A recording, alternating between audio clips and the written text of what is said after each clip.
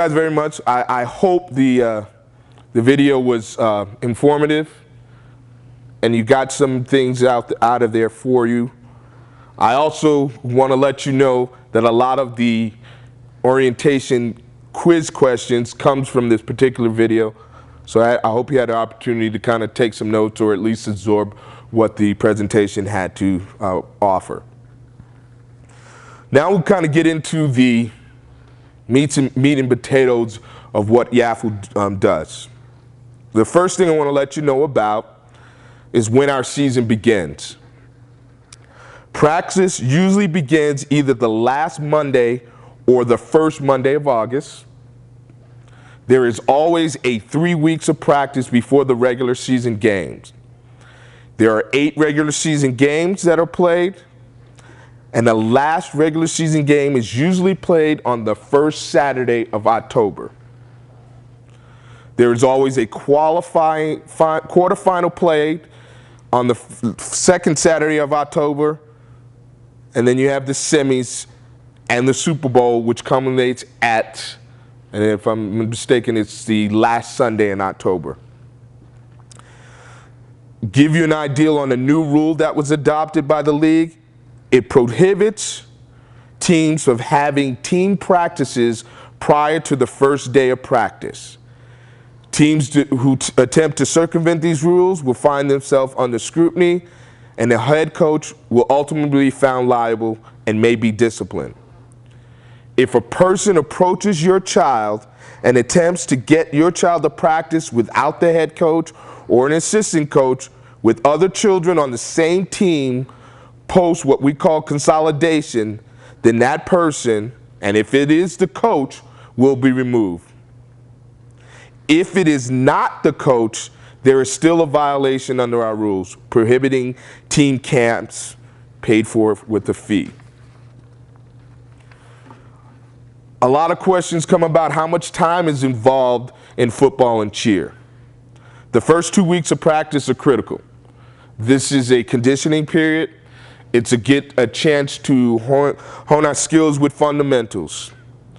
Each team will practice Monday through Saturday for no more than 2 hours each day. Then beginning the third week of practice, everyone goes to a 4-day per week schedule. And they cannot practice no more than 2 hours each day. All our games are held on Saturday. If there are any kind of change in games, your head coach will be notified, and you can also check the web. Another concern or thing we want you folks to know about is what time do the kids practice? Most teams, and I say most, there is a window, but most teams will practice from 5 to 7 p.m. We also have teams that go from 5:30 to 7:30 and 6 to 8. And this is also depending on field availability and available daylight. There are absolutely no practices on Sunday. The key for practices is we need to be finished and completed our practices before sundown. Games, what times are games? Regular season games can start from any time from 8 a.m. and go all the way to 4 p.m. Playoff games generally start anytime between 8 and 6 p.m. Another concern you probably, as a new parent, will ask is, where will my child practice and have games?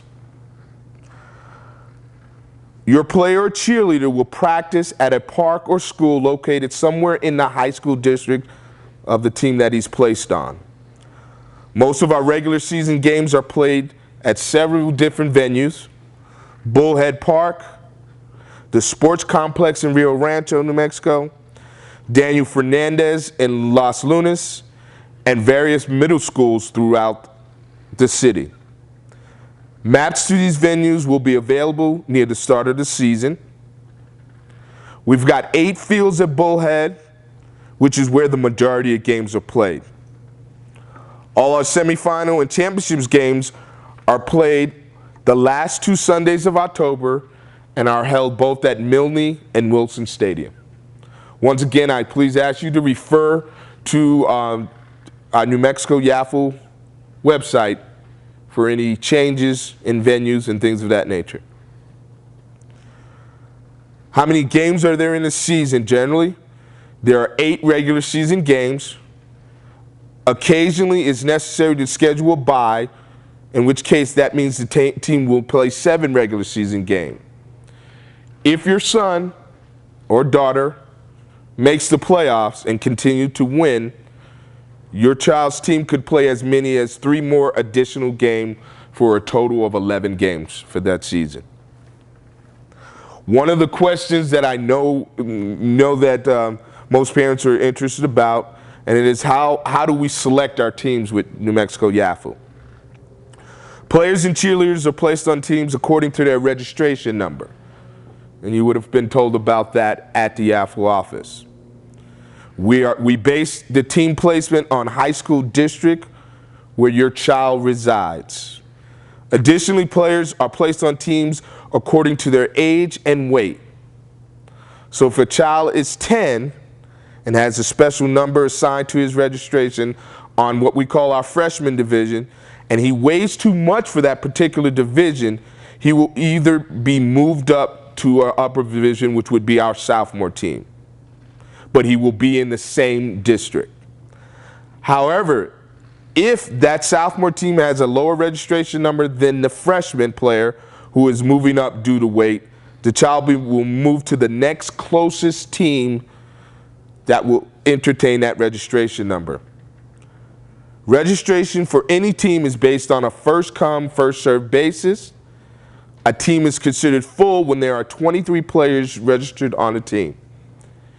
Any player registered after the first 23 will be placed on the team in the next closest available district unless the league deems it necessary to increase the roster to 26.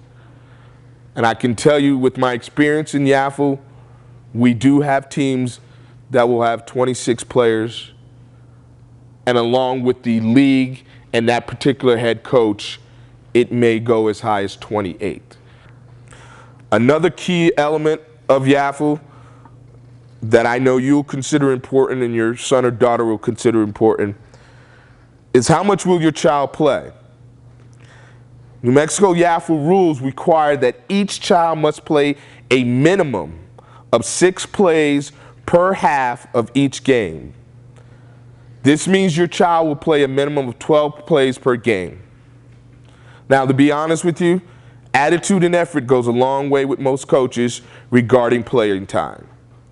The league does allow a coach to withhold playing time for disciplinary reasons, such as missing practices, breaking team rules, fighting, being disrespectful, cursing, etc. You will be required to sign a form that indicates you're aware, and what that comes in the form of each head coach generally will have a coach contract with his parents, so you'll be aware of the disciplines that will be taken prior to the game. And the coach is required to seek out a field commissioner and in writing disclosing the reason for the lack of minimum playing time, whether it's due to injury, discipline, or whatever the case may be. As you walked in, you also received the orientation exam and also the parents' code of conduct. I do need you to review that, sign it, and get it into the YAFL office as soon as possible. And that's going to end this particular segment.